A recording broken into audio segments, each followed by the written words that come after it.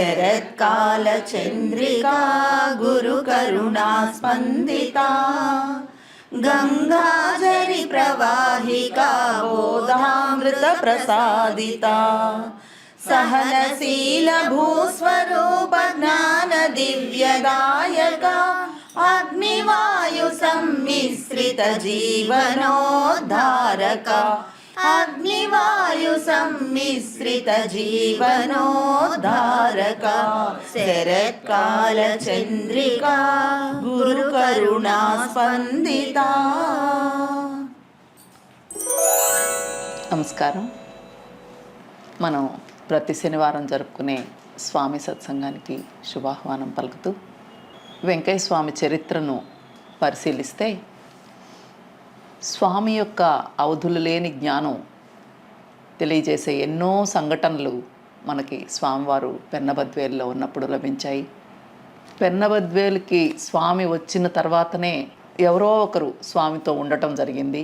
అప్పటి వరకు కోటి తీర్థం, అంతకు ముందు రోజుల్లో అంతా స్వామివారు ఒక్కరే యథేచ్ఛగా తిరుగుతూ ఉండేవారు. స్వామిని అప్పుడు కూడా ఎంతోమంది కలిశారు, కానీ వాళ్ళు ఆయనతోనే ఉండటం అనేది ఎక్కువగా చలమానాయుడు వచ్చిన తర్వాతనే జరిగింది. పెన్నబద్వేలు చుట్టుపక్కల ఉన్న పల్లెలు నుంచి జనం విపరీతంగా స్వామి దగ్గరికి రావటం, స్వామి దగ్గర తెప్ప మీద భజనలు చేయటం అప్పట్లో ఎక్కువగా జరిగాయి. అందువలన స్వామి దగ్గర ఎవరికైనా ఒక సమస్య అడిగినప్పుడు, లేదు స్వామివారు వాళ్ళకి ఏదైనా చెప్పినప్పుడు మనకు వాళ్ళ కుటుంబం నుంచే ఆ సంఘటన మనకు తెలియకపోయినా స్వామితో ఎంతోమంది ఉంటారు కాబట్టి అప్పట్లో మనకి అవన్నీ ఆధారాలతో లభించాయి. ఎన్నో అద్భుతమైన లీలలు జరిగినాయి. అవన్నీ మనం వరుసగా వివరించుకుంటూ వద్దాం. ఆత్మీయులారా, స్వామివారి సత్సంగానికి శుభస్వాగతం. ప్రతి శనివారం నాడు స్వామిని జ్ఞాపకం చేసుకుని స్మరించుకునే ఈ మహదవకాశానికి కృతజ్ఞతాంజలి ఘటిస్తూ స్వామి సచ్చరిత్ర తెలుసుకుందాం. ఈరోజు మనము పెన్నబద్వేలు తిప్ప మీద స్వామి సాన్నిధ్యంలో జరిగిన లీలలను, అమృతమయమైన వాటిని ఇప్పుడు చెప్పుకుందాం. ఆదిశంకరుల వారు ఒక మాట అంటారు, జ్ఞానపూర్వకమైన మహానుభావులు, జ్ఞానులైన వారు ఎలా ఉంటారు అంటే, దృష్టిం జ్ఞానమయం కృత్వా పశ్యేత్ బ్రహ్మమయం జగత్. ఎవరైతే ఈ అనంత విశ్వాన్ని బ్రహ్మమయంగా చూస్తారో, ఈ సమస్త జగత్తును బ్రహ్మమయంగా చూసేవాళ్ళు వాళ్ళ దృష్టిని జ్ఞానంతో నింపుకున్నందువల్లనే అది సాధ్యమవుతుంది అని, అలా ఉంటారు వాళ్ళు అని. ఇక్కడ మనం చెప్పుకునే కొన్ని లీలలు స్వామి పరంగా అటువంటి విషయాన్ని మనకు తెలియచేస్తాయి. ఇంకోటి ఏమిటంటే, మనకు చాలా రకాల విషయాల మీద, ఆధ్యాత్మికతే కాదు, అనేక ప్రాచీన ఋషి దృక్పథం మీద చాలా విషయాల మీద మనకు స్పష్టమైన అవగాహన ఉండదు. ఉదాహరణకి మనం ఏమనుకుంటాం, ఇప్పుడు విస్తారంగా ఉందనుకున్న వైజ్ఞానిక ప్రపంచం కూడా జవాబు చెప్పలేనిది ప్రాచీనమైనటువంటి ఋషులు అలవోకగా చెప్పేశారు. మీరందరూ కూడా ఎప్పుడో విని ఉంటారు. అందులో ఒకటేమిటి అంటే, మనం ఉన్నది భూమి, భూమి మీద మానవులు ఉన్నారు. వైజ్ఞానిక ప్రపంచంలో, సైన్స్లో ఏమంటారు, మానవుల వంటి మనుష్యులు ఖగోళంలో మరే గ్రహం మీద కూడా ఉన్నట్టు ఉనికి లేదు, ఒకవేళ ఉంటే గింటే దానికి రూఢి లేదు. ఈ మధ్యకాలంలో ఏలియన్స్ అని ఒక మాట వింటున్నాం. ఆ ఏలియన్స్ కూడా మానవుల వలె ఉన్నారని తెలియదు, వాటికి స్పష్టత లేదు.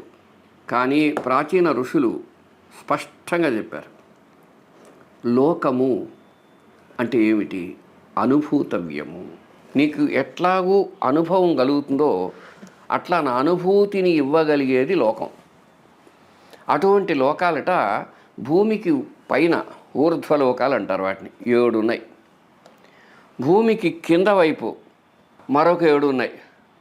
కనుక 14 లోకాలు ఉన్నాయి. అవునా? అవును, ఉన్నాయి. అంటే ఎక్కడ మన అభిప్రాయము మన రుజువులు అవి అడగరు వాళ్ళు. ఉన్నాయంటే ఉన్నాయి, మేము అనుభూతి చెంది నీకు చెప్పాం కనుక అక్కడ ఎవరి ప్రశ్న ఎవరి సమాధానం క్వశ్చన్ లేదు. చేతనైతే నువ్వు కూడా ఆ పని చేసి అవి తెలుసుకో అంతే అని వాళ్ళు స్పష్టంగా నిరూఢిగా చెప్పేశారు. సరే, అటువంటి వాళ్ళు ఎలా ఉంటారు? పూజ్యులు భరద్వాజ మాస్టర్ గారు లాంటి వారు ఇటువంటి విషయాలను సందర్భం వచ్చినప్పుడు చాలా రకాలుగా మహాత్ముల మాటలలో ఉండే లోతును గురించి వివరించడానికి ఎన్నో రకాలుగా ప్రయత్నం చేశారు. అయితే అవన్నీ ఇప్పుడు చెప్పుకోవటానికి సందర్భం కాదు గనక స్వామి సాన్నిధ్యంలో జరిగిన ఒక సన్నివేశం చెప్పుకుందాం.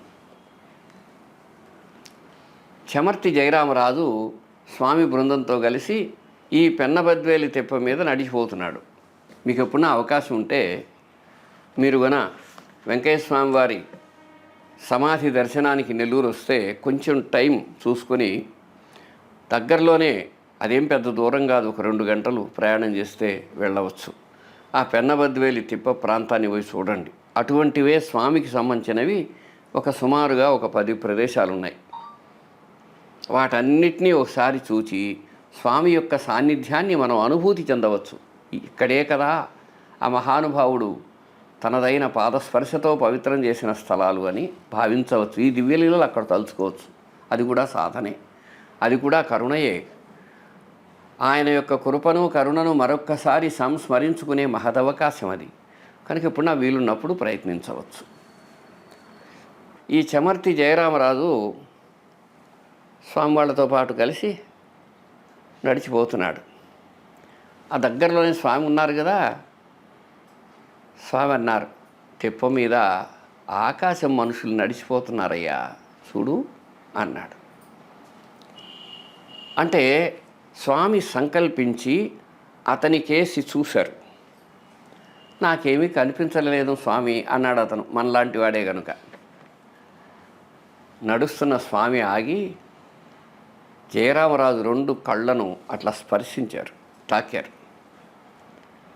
అంతే, స్వామి యొక్క కృప అనుగ్రహము అతని చైతన్య స్థాయిని పెంచి ఉండాలి.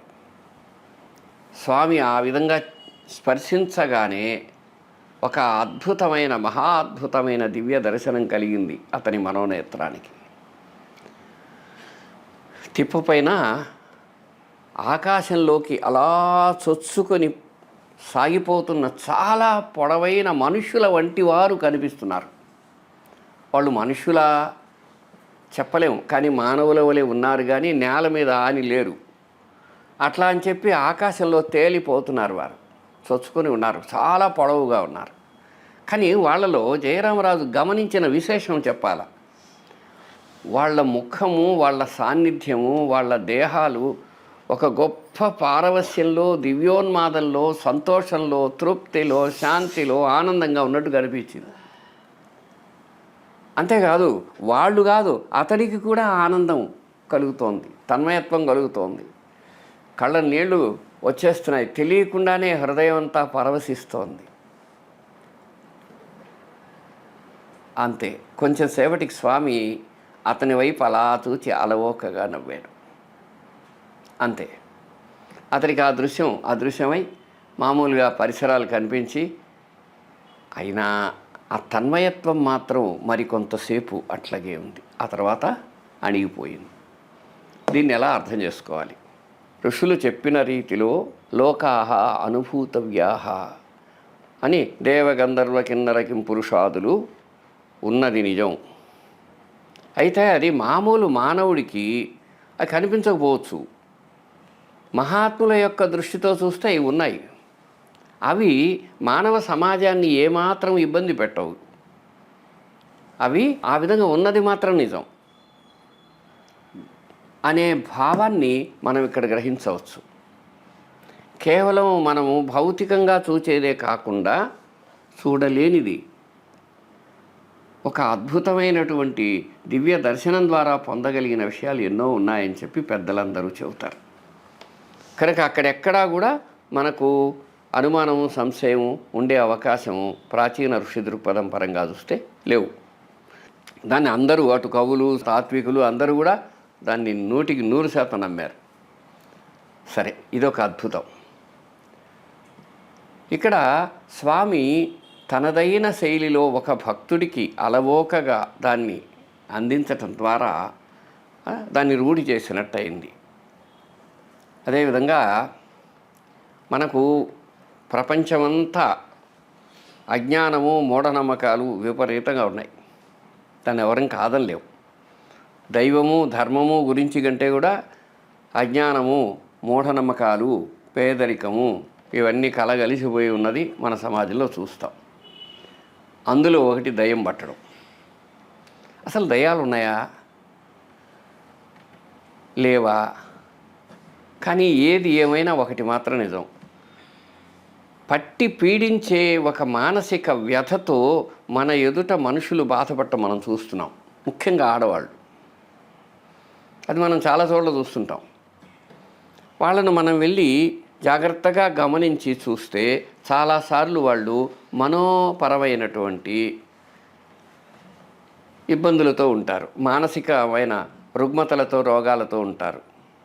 కానీ చాలా అరుదుగా మాత్రం, చాలా అరుదుగా, ఇప్పుడు ఒక 100 దెయ్యాల సంఘటనలు ఉన్నాయనుకోండి, 100 1000 ఒకటి ఉంటుంది. అది విచిత్రంగా ఉంటుంది, దాన్ని మనం చెప్పలేం. అవి ఎట్లా ఉంటాయంటే మామూలుగా ఊహించడానికి వీలు లేని రీతిలో ఉంటాయి. ఏమయ్యా అట్లాంటిది ఏమన్నా ఎక్కడన్నా చూసావా? చూడొచ్చు, ఎప్పుడైనా చాలా తక్కువగా ఉంటాయి. ఒక ఊరిలో ఒక యువతి అయిన అమ్మాయి ఉండేది. ఆమె మామూలుగా కొద్దిగా చదువుకుంది, 10th క్లాస్ ఏదో చదువుకుంది. ఆ తర్వాత ఆమెకి ఏమైందో తెలియదు, ఆమెకు ఒక కొన్ని 100 సంవత్సరాల నాడు ఆ ప్రాంతంలో ఉండిపోయిన ఒక బ్రాహ్మణ సాధువు ఆమెకు పూనుతాడని అనుకున్నారు. అందరూ చెబుతుంటే మేమంతా చూడడానికి పోయాం. నిజంగా ఆమె ఒక ఆడపిల్ల, ఎక్కడో అప్పట్లో బయట వచ్చేవాళ్ళు కాదు, తక్కువ బయట ప్రపంచంలోకి వచ్చేవాళ్ళు. అటువంటి ఆడపిల్ల ఆ భూతం పూనగానే వచ్చేసి అంతా ఒక ఋషీశ్వరుడు లాగా ఆ తల చుట్టుకోవటం కానీ, ఆమె వేషభాషలు, హవభావాలు, అసలు మాట్లాడే భాష, ఇవన్నీ కూడా మారిపోయేవి. ఆయన ఎవరో అప్పుడెప్పుడో ఉండిపోయినటువంటి ఆ సాధువు గారు తామైనట్టు ఆమె ప్రవర్తించేది. ఆ ప్రవర్తనలో ఎక్కడ కూడా మనకు అనుమానించదగింది ఉండేది కాదు.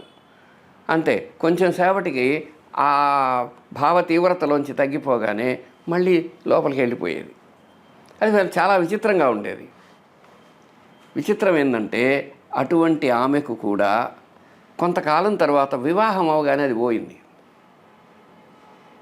ఆయన ఎవరో ఒక విశ్వనాథ శర్మ అనే ఒక పూర్వ పండితుడెవడో ఆమె పూనాడని ఇలా చెప్పుకునేవారు. కానీ ఆమె వ్యవహారం మాత్రము విచిత్రంగా ఉండేది. అది నిజమా అబద్ధమా, ఎలా వచ్చింది ఏమిటి, వాటికి మన దగ్గర సమాధానాలు లేవు. జరిగిందనేది మాత్రమే వాస్తవం. అట్లాగే ఎక్కడ లేని శక్తితో ఉండడం, ఇలాంటివి కొన్ని మనం చూస్తూ వస్తాం. సరే, ఇంత దయ్యాలు ఉన్నాయా లేవా? 199 పాళ్ళు దయ్యాల పేర్లతో ఉండేది మానసిక రుగ్మతలు. మామూలుగా చెబితే అది సిజోఫ్రేనియా అంటారు. దానికి కొంత వైద్యం చేస్తే అన్నిటికంటే ముందు గొప్ప వైద్యం ఏమిటో చెప్పనా? ప్రేమ. మీ ఎదుట ఎవరికైనా అలా వస్తే వాళ్ళ పట్ల ప్రేమ చూపించండి, ఆత్మీయంగా ఉండండి, వాళ్ళ గోడు వినండి, వాళ్ళ హృదయానికి దగ్గరగా ప్రవర్తించండి. మీరు తల్లిదండ్రులు కావచ్చు, అన్నదమ్ములు కావచ్చు, భార్యాభర్తలు కావచ్చు, ఎవరైనా కావచ్చు, వాళ్ళ పట్ల ఆదరంగా ఆత్మీయంగా ఉండండి. వెంటనే 100కి ఒక 90% మంది బాగవుతారు. కొంతమంది మాత్రం ఈ మంత్రతంత్రాలు అవి ఇవి చేస్తే వాటి ప్రభావం వల్ల బాగయ్యే వాళ్ళు కూడా ఉంటారు. కానీ అవి ఉన్నాయా? కాదు. వాళ్ళకి మానసికంగా రుగ్మత పోవడానికి అది పనికి వస్తుంది. ఇంతకీ మనం ఏమని చెప్పుకుంటున్నాం ఒక్క మాటలో అంటే, ఈ దయ్యాల పేరుతో సమాజంలో మానసిక రుగ్మతలు ఉన్నాయి. ఎక్కడో ఒకటో అరో విచిత్రమైన విషయాలున్నా ఎక్కువ భాగం ఇవే. అట్లాగా ఒక ప్యూరుగల సుబ్బమ్మ బ్రాహ్మణ బలికి చెందిన ఆమె పెళ్ళైనప్పటి నుంచి ఆమెకి ఏదో భూత బాధ పట్టుకొని ఆమెను తీసుకొని వచ్చారు. ఎవరో చెప్పారు వెంకటస్వామి దగ్గర పోతే బాగవుతుంది అని. వచ్చారు. ఏం లే, స్వామి కొన్ని దారాలు ఇచ్చి ఆమెకి ధరింపచేయమన్నారు.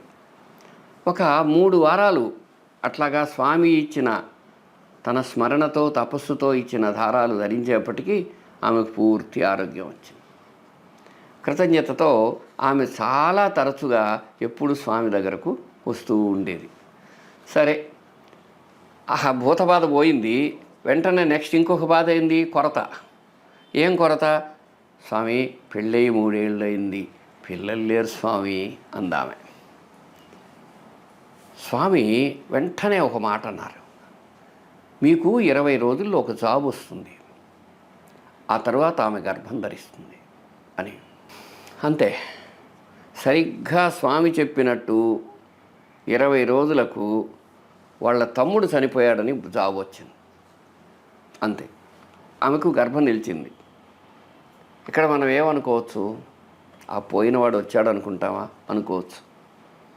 లేదు, ఏ కారణం వల్ల అలా జరిగి ఉంటుంది మనకి తెలియదు, స్వామికి తెలుసు. స్వామి తెలిసి చెప్పారు. కానీ ఏది ఏవైనా ఆ జరిగింది స్పష్టంగా ఉండటం మనకి అర్థమైన మాట. అప్పటి నుంచి వాళ్ళు స్వామి దయకు కృతజ్ఞతగా వీళ్ళ ఇంట్లో భజన అది చేసుకుంటూ ఉంటారు. నారాయణ ఆది నారాయణ